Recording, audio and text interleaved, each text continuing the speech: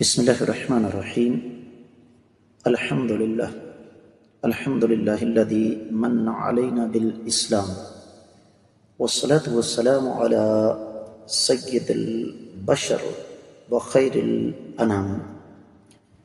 معزز خواتین حضرات، السلام علیکم ورحمۃ اللہ وبرکاتہ۔ دوران حج اس قدر بے مثال انتظامات کے باوجود وفاتیں کیوں؟ اس سال 1445 ہجری جو کہ دوسری طرف 2024 عیسوی بنتا ہے، ایک محتاط اندازے کے مطابق 500 کے قریب حجاج کرام داعی اجل کو لبیک کہہ گئے۔ کیوں؟ آئیے اسباب پر غور کریں۔ سب سے پہلا سبب حب دنیا کی محبت، بلکہ دنیا کی چکا چوند کو ترجیح، اور دین سے نہ صرف یہ کہ دوری بلکہ سوتیلی ماں جیسا سلوک۔ آپ سوچ رہے ہوں گے یہ بات کہاں سے آ گئی؟ یہ بالکل حقیقت ہے، اور اس کے لیے میں آپ کے سامنے دو باتیں رکھنا چاہوں گا۔ پہلی بات تو یہ کہ پوری دنیا میں سب سے زیادہ عمر رسیدہ حجاج کرام پاکستان سے ہوتے ہیں۔ کس لیے؟ کہ ہم اپنی جوانی لہو و لعب، فضولیات، عیاشیوں میں گزارتے ہیں، اور بڑھاپے میں اپنے گناہ بخشوانے کے لیے حج کرنے کے لیے چل پڑتے ہیں۔ کائنات کے امام صلی اللہ علیہ وسلم کی حدیث ہے کہ سبعۃ یظلهم اللہ یوم القیامۃ یوم لا ظل الا ظلہ۔ قیامت کا دن ہوگا، 7 قسم کے لوگ اللہ کے عرش کے سائے کے نیچے ہوں گے، جس دن اللہ کے عرش کے علاوہ کسی اور چیز کا سایہ نہیں ہوگا۔ اور ان میں سے ایک یہ بھی ہے کہ شاب نشأ فی عبادت اللہ، ایک نوجوان جسم میں طاقت قوت موجود ہے، برائی کے مواقع موجود ہیں، لیکن وہ اپنی جوانی کو گناہوں میں ڈبونے کی بجائے اللہ تعالیٰ کی عبادت میں صرف کرتا ہے۔ اور یہ بات بھی طے شدہ ہے کہ حج جوانی کا، اس لیے کہ جیسے میں آگے جا کے ذکر کروں گا، حج ایک اچھی خاصی مشقت ہے، اور بوڑھا جسم مشقتیں برداشت نہیں کر سکتا۔ یہ بات اچھی طرح ذہن نشین کر لیں، اس لیے کہ وقت کے ساتھ ساتھ قوت مدافعت کم ہوتی چلی جاتی ہے۔ ہم عبادت اس وقت کرنے لگتے ہیں جب گناہ کرنے کی طاقت ہم میں نہ رہے، اور ڈرنا چاہیے اللہ تعالیٰ سے کہ کہیں اللہ تعالیٰ ایسی عبادت کو شرف قبولیت بخشنے سے انکار نہ کر دیں۔ اسی کا دوسرا پہلو کیا ہے کہ ہم نے حج کو ثانوی حیثیت دی، جس طرح دین کو ثانوی حیثیت دی۔ عام طور پر بڑھاپے میں حج کی وجوہات میں سے ایک یہ بھی ہے کہ ساری عمر پیسے جمع کرتے رہے، تمام کے تمام بچوں کی شادیاں بڑی دھوم دھام کے ساتھ فضول بیکار اخراجات کے ساتھ کر دیں۔ ہر وہ رسم جس سے شیطان راضی ہوتا ہے، وہ منگنی ہو، وہ شادی کے دن طے کرنے ہوں، وہ مہندی ہو، مائیاں ہوں، وہ تیل ہو، ابٹن ہو، وہ بارات ہو، واگ پکڑائی ہو، ٹخنا بندھائی ہو، دودھ پلائی ہو، لمبا چوڑا جہیز ہو، اور شادی کے موقع پر کنجر بانڈ میراثی ان کو نچانے کا سلسلہ ہو، لائٹنگ ہو، مووی ہو، بینڈ باجا ہو، جو بھی ہے، اللہ تعالیٰ کا دیا ہوا مال ہم وہاں پر بے دریغ خرچ کرتے ہیں۔ اس کے بعد اگر کوئی پیسے بچیں تو پھر ہم حج کے لیے چل پڑتے ہیں۔ یہ ہے پہلا سبب۔ دوسرا سبب، حج کائنات کے امام صلی اللہ علیہ وآلہ وسلم کے فرمان کے مطابق انسان کی زندگی کا رخ تبدیل کر دیتا ہے۔ اسی چینل پر آپ کو ہمارا جمعے کا ایک خطبہ ملے گا کہ حج صرف عبادت ہے یا انسانی زندگی میں تبدیلی، انقلاب لانے والا رب کائنات کا ایک عظیم تحفہ ہے۔ حدیث کے الفاظ ہیں، نبی علیہ الصلوۃ والسلام نے ارشاد فرمایا کہ جو شخص سنت کے مطابق صحیح طریقے سے حج کر لیتا ہے وہ گناہوں سے ایسے ہی پاک ہو جاتا ہے جیسے ابھی ابھی پیدا ہوا۔ لیکن کیسی عجیب و غریب بات ہے کہ ہمارے 90 بلکہ 95% سے زیادہ لوگ حج کرنے کے لیے چل پڑتے ہیں لیکن اس کی تربیت نہیں لیتے، اور وہ تربیت اہل علم دیا کرتے ہیں، ڈاکٹر، پروفیسر، انجینئر حج کی تربیت آپ کو نہیں دے سکتے۔ اور اس کے لیے یہ ضروری ہے کہ ایسے ماہرین کے ساتھ رابطہ کیا جائے جنہوں نے نہ صرف یہ کہ بذات خود حج کیا ہوا ہو بلکہ احادیث سے باقاعدہ پڑھا بھی ہوا ہو۔ معزز خواتین و حضرات، تیسرا بڑا سبب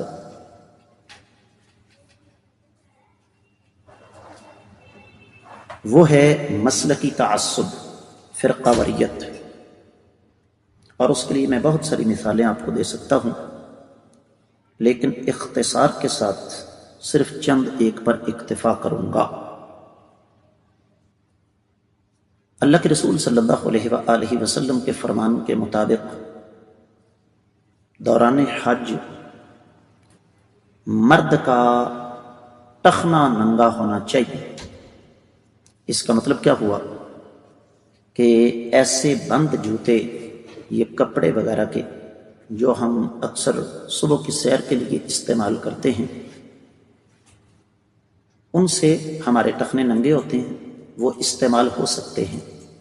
اور چونکہ دوران حج بہت سارا پیدل چلنا پڑتا ہے، چاہے کوئی وی آئی پی حج کرے یا عام سادہ، تو ہمارے حجاج کرام کو یہ سبق پڑھایا جاتا ہے کہ آپ کے پاؤں کے اوپر والی ہڈی ننگی ہونی چاہیے۔ نتیجتاً ہمارے ہاں عام طور پر قینچی چپل استعمال کرتے ہیں حجاج، ان کو پیدل چلنے میں مشکل پیش آتی ہے، بیمار ہو جاتے ہیں، اور بیمار ہو کر پھر اگلا مرحلہ یہ ہے کہ وہ پھر بیماری کی شدت کی وجہ سے اللہ کو پیارے ہو جاتے ہیں۔ معزز خواتین و حضرات، اسی کا ایک تسلسل کہ 9 ذی الحجہ کو نبی رحمت صلی اللہ علیہ وآلہ وسلم کے فرمان کے مطابق میدان عرفات میں حجاج کرام نے ظہر اور عصر کی نمازیں قصر کر کے اور جمع کر کے 1 اذان اور 2 اقامت کے ساتھ پڑھنی ہے ظہر کے وقت۔ یہ صحیح حدیث میں ہے۔ اب ہم لوگ مسلکی تعصب میں اس قدر اندھے ہو گئے کہ ہمیں یہ بات سمجھائی گئی مختلف قسم کے عذر تلاش کر کے کہ جناب وہ جو امام صاحب وہاں پر خطبہ دیتے ہیں نا، وہ تو الریاض سے آتے ہیں، وہ مسافر ہوتے ہیں، آپ نے وہاں نماز پوری پڑھنی ہے۔ حدیث مبارکہ کے ساتھ اس قدر دشمنی، حدیث کے ساتھ اس قدر بیر اور حدیث کی اس قدر مخالفت، اس سال 1445 ہجری 2024 عیسوی کو جن امام صاحب نے خطبہ دیا وہ الریاض سے نہیں آئے تھے، وہ بیت اللہ کے امام ہیں۔ اب ذرا یہ جو زور زبردستی کر کے ہمیں وہاں دونوں نمازیں اپنے اپنے وقت پر پوری پڑھانے والے ہیں، ان سے ذرا سوال کیجئے کہ اس کے بارے میں آپ کیا کہیں گے۔ معزز خواتین و حضرات، آپ لوگ اچھی طرح جانتے ہیں کہ ہم الحمدللہ ثم الحمدللہ فرقہ واریت کے بالکل برخلاف ہیں، لیکن جہاں کائنات کے امام صلی اللہ علیہ وسلم کی حدیث کی بات آئے گی وہاں ہمیں میدان میں ڈٹنا پڑے گا۔ اب آپ کہیں گے جی اس کا حجاج کرام کی اموات کے ساتھ کیا تعلق ہے؟ بہت گہرا تعلق ہے۔ ظہر کے ساتھ عصر کی نماز قصر کر کے جمع کر کے پڑھ لی تو آپ کے پاس کھلا وقت ہے مغرب تک، آپ وقوف کریں آرام کر لیں، پھر وقوف کریں پھر آرام کر لیں۔ جب آپ کو مجبور کیا جائے گا اپنے ظہر کے وقت اور عصر کے وقت پڑھنی، تو ظاہر بات ہے انسان بے فکر ہو کر وہاں لیٹ نہیں سکتا، اور یہی معاملہ مغرب اور عشاء کے ساتھ ہے۔ نبی کریم صلی اللہ علیہ وسلم کے فرمان کے مطابق 9 تاریخ کی شام کو مغرب اور عشاء مزدلفہ میں پڑھنی ہے، قصر اور جمع کر کے پڑھنی ہے۔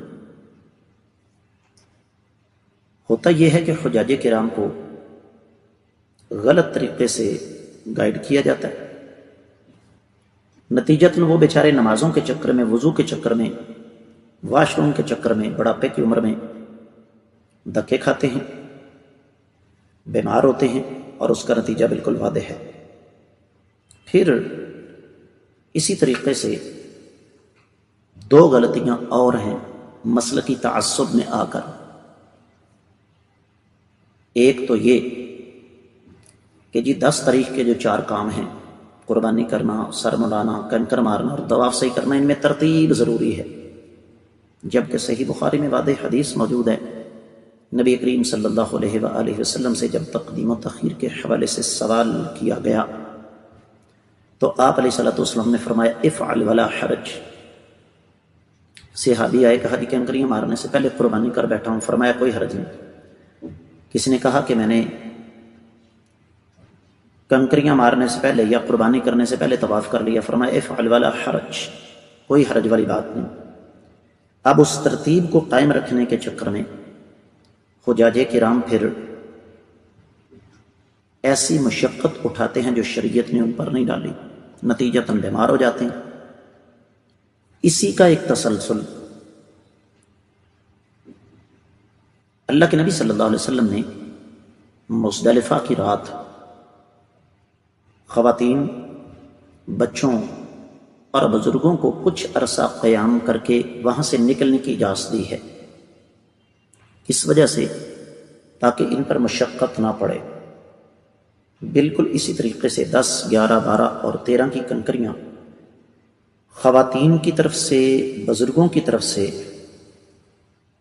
کوئی اور مار سکتا ہے، اس پر باقاعدہ علماء کرام کے فتاوی موجود ہیں، لیکن مجبور کیا جاتا ہے۔ میں اس کے لیے آپ کو ایک مثال دینا چاہوں گا۔ یہ غالباً 1997 یا 98 کی بات ہے۔ ہم لوگ رمی کرنے کے لیے جا رہے تھے، اچانک شور مچا، پتہ چلا کہ ایک عورت کا دم گھٹ گیا ہے، وہ بے ہوش ہو گئی ہے۔ انہوں نے ایک طرف اونچائی پر جگہ بنائی ہوئی تھی، اس عورت کو اٹھا کر وہاں پر لٹایا گیا، اور وہ جو پولیس اہلکار تھے انہوں نے سب سے پہلے اس کا نقاب اتارا۔ زیادہ سے زیادہ 26-27 سال اس کی عمر ہوگی، سنہرے بال تھے، انتہائی خوبصورت عورت اور باپردہ تھی۔ اب ساری دنیا دیکھ رہی ہے کہ وہ اس کے سامنے، سب لوگوں کے سامنے، پولیس اہلکار اس کی سانس کو بحال کرنے کے لیے اس کی چھاتی کی مالش کر رہے ہیں۔ اس کے بعد بھی ایک شرمناک منظر ہم نے وہاں دیکھا اسی عورت کے ساتھ، جو میں یہاں بیان نہیں کرنا چاہتا، صرف اشارہ کر دیتا ہوں۔ اس کے شوہر کو بلایا گیا، وہ سب کے سامنے اس کے لبوں کے ساتھ لب جوڑ کر اس کے پیٹ کے اندر ہوا بھرنے کی کوشش کر رہا تھا کہ اس کا سانس بحال ہو۔ حالانکہ شریعت اسلامیہ نے سہولت رکھی ہے کہ بزرگ اور خواتین اور بچے جمرات پر نہ جائیں۔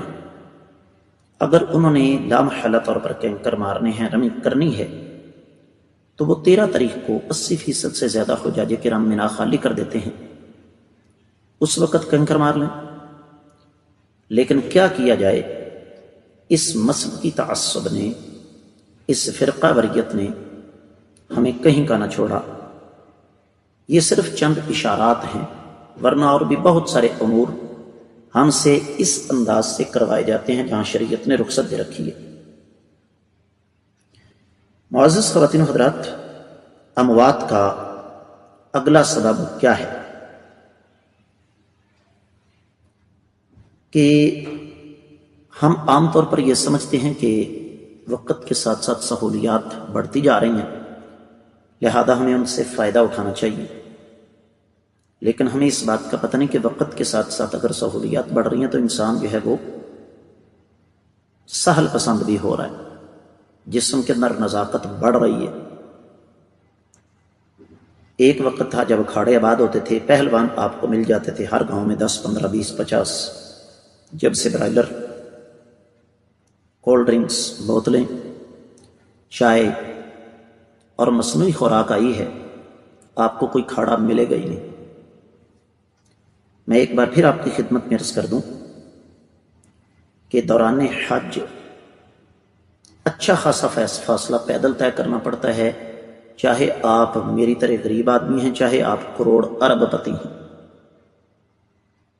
ہم سہل پسندی کے چکر میں پیدل چلنے کے عادی نہیں ہوتے، وہاں پر لامحالہ طور پر پیدل چلنا پڑتا ہے۔ اور اس کے ساتھ ساتھ ایک اور چیز، ہم لوگ یہ سمجھتے ہیں کہ یہ جو بازاری خوراکیں ہم کھاتے ہیں ان میں بڑی طاقت ہے، بالکل فضول، بیکار اور پھس پھسی خوراکیں ہیں۔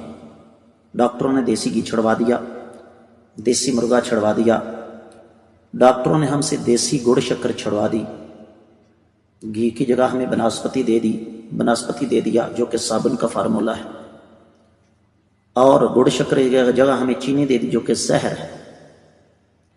اور اسی طریقے سے جو قدرتی مشروبات ہیں ان کی جگہ ہمارے پاس یہ خود ساختہ بنے ہوئے مشروبات آ گئے جو جسم کا بیڑا غرق کر دیتے ہیں۔ پھر جب قدرتی خوراک سے ہم دور ہوں گے تو فطری طور پر ہماری قوت مدافعت کے اندر کمی آئے گی، اور جب قوت مدافعت کے اندر کمی آئے گی تو یہاں کی آب و ہوا اور سعودی عرب کی آب و ہوا کے اندر زمین آسمان کا فرق ہے۔ آب و ہوا کی تبدیلی ہمارے براہ راست مدافعتی نظام کو متاثر کرے گی۔ اگر وہ مدافعتی نظام کمزور ہے تو لامحالہ طور پر حجاج کرام بیمار ہوں گے، اور بیمار ہونے کے بعد پھر چونکہ وہاں پر وہ مناسب خوراک اور پرہیز کا اہتمام نہیں کریں گے، نتیجہ اس کا اموات ہوں گی۔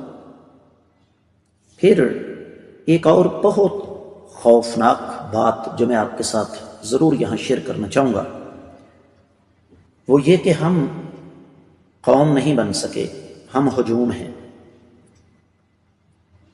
اور ہمارے ہاں قانون کو توڑنا ایک نہ صرف یہ کہ فیشن ہے بلکہ اعزاز سمجھا جاتا ہے، جبکہ دنیا کی کوئی بھی ترقی یافتہ قوم جو آج کل آپ کو ملتی ہے، چاہے وہ مسلمان ہو یا غیر مسلم، ان لوگوں نے 3 چیزوں پر کسی قسم کی مفاہمت نہیں کی۔ پہلی چیز خوراک، دنیا کے کسی ترقی یافتہ ملک میں آپ کو 2 نمبر خوراک نہیں ملے گی۔ جو کچھ آپ نے ریپر پر لکھا ہے، ڈبے پر لکھا ہے، شاپر پر لکھا ہے، وہ آپ کو ثابت کرنا پڑے گا۔ دوسری چیز ہے ادویات، دنیا کے کسی ترقی یافتہ ملک میں آپ کو 2 نمبر جعلی دوائی نہیں ملے گی۔ اور تیسری چیز ہے قانون کی پاسداری، دنیا کے کسی ترقی یافتہ ملک میں آپ کو کوئی شخص قانون توڑتا نظر نہیں آئے گا، چونکہ ہماری تربیت اس نہج پر ہوئی ہے کہ میں آپ کوئی بھی سائیکل پر، موٹر سائیکل پر، گاڑی پر جا رہا ہے، آگے پولیس والا کھڑا ہے، ٹریفک وارڈن کھڑا ہے، اس نے ٹریفک روک رکھی ہے، اور کس لیے روک رکھی ہے؟ تاکہ دوسری طرف کے لوگ گزر جائیں، ہم اس کے پیچھے سے اس کو ڈاج دے کر، دھوکہ دے کر نکلنا نہ صرف یہ کہ جائز سمجھتے ہیں بلکہ اس پر فخر کرتے ہیں۔ اب یہی کام جب ہمارے حجاج کرام وہاں جا کر کرنے کی کوشش کرتے ہیں تو نتیجتاً تباہی مچتی ہے، بربادی ہوتی ہے۔ ہجوم آ رہا ہے، پولیس نے روک لیا، کس وجہ سے روکا؟ بھی آگے جمرات کے اوپر رش ہے، ازدحام ہے بہت زیادہ، آپ تھوڑا سا انتظار کر لیں۔ ہمارے دل و دماغ میں یہ بات بیٹھی ہوئی ہے کہ یہ کون ہوتا ہے مجھے روکنے والا؟ اس لیے کہ میں نے تو بچپن سے لے کر تربیت ہی یہ لی ہے کہ قانون کو توڑنا ہے۔ جہاں لکھا ہوگا ہارن بجانا منع ہے وہاں سب سے زیادہ ہم بجاتے ہیں۔ نو پارکنگ کا بورڈ جہاں لگا ہوگا وہاں پر آپ کو 20 گاڑیاں کھڑی نظر آ جائیں گی، اور جہاں پر لکھا ہوگا کہ فلاں کا بچہ پیشاب کر رہا ہے وہاں پر آپ کو کئی فلاں کے بچے بیٹھے پیشاب کرتے نظر آئیں گے۔ اب یہ کلچر، یہ سلسلہ جب وہاں جاتا ہے نا تو نتیجتاً یہ لوگ خود بھی مرتے ہیں اور دوسروں کے لیے بھی موت کا سامان مہیا کرتے ہیں۔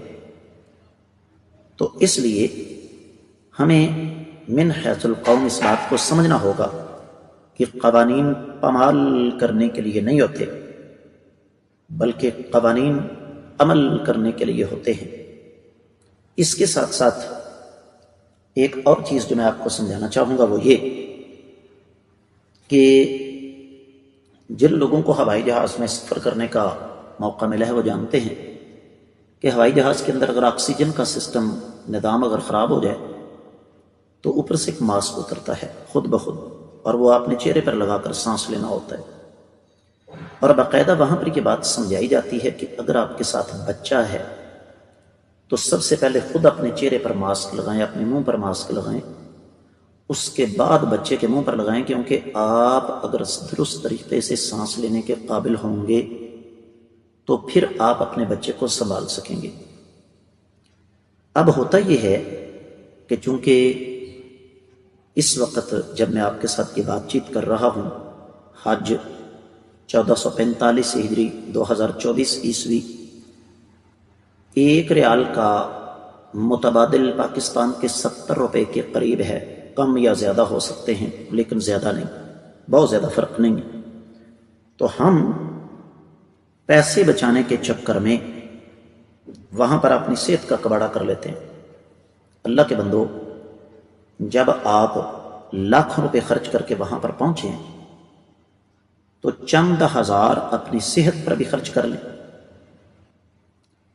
اور اس کے لیے ایک ٹیکنیکل طریقہ ہوتا ہے کہ ظاہر بات ہے ہجوم سے فائدہ اٹھاتے ہوئے کچھ بدبخت وہاں پر بھی غیر معیاری خوراک آپ کو مہیا کریں گے۔ اس کا بہترین طریقہ یہ ہے کہ پھل تو وہاں خالص ملیں گے، پھلوں پر گزارا کریں، یا پھر حرمین شریفین سے کچھ فاصلے پر چلے جائیں۔ بیت اللہ اور مسجد نبوی سے آپ آدھا پون کلومیٹر دور جا کر کسی ہوٹل سے کھانا لیں گے تو وہ کھانا آپ کو معیاری ملے گا، لیکن چند ہزار روپے بچانے کی خاطر آپ اگر اپنی صحت کے ساتھ کھیلتے ہیں تو نتیجہ وہی ہے جو ہماری آنکھوں کے سامنے ہے۔ اور آخری بات میں یہ عرض کرنا چاہوں گا کہ حجاج کرام اس بات کی شہادت دیں گے کہ سعودی حکومت اللہ تعالیٰ کے مہمانوں کے لیے سہولیات پیدا کرنے میں اور ان کی خدمت میں کسی قسم کا کوئی دقیقہ فرو گزاشت نہیں کرتی، کوئی کسر نہیں چھوڑتی۔ تو آپ ان کو اپنا ہمدرد سمجھیں، نہ کہ اپنا مخالف۔ ان کے ساتھ تعاون کریں، جو وہ کہتے ہیں وہ آپ کریں، آپ کی صحت بھی ٹھیک رہے گی، آپ ہجوم کے قدموں تلے آ کر کچلنے سے، اپنے آپ کو مروانے سے بھی بچ جائیں گے، اور آپ کے لیے آسانیاں بھی پیدا ہوں گی۔ تو میں امید کرتا ہوں کہ میں نے یہ جو گزارشات کی ہیں ان کو آپ توجہ کے ساتھ سماعت فرما کر دوبارہ اللہ تعالیٰ حج کا موقع دے تو ان کے مطابق عمل کرنے کی کوشش کریں گے۔ اللہ تعالیٰ سے دعا ہے رب کائنات ہمیں ان باتوں پر عمل کرنے کی توفیق عطا فرمائے۔ وما علیہ الا البلاغ المبین، والسلام علیکم ورحمۃ اللہ وبرکاتہ۔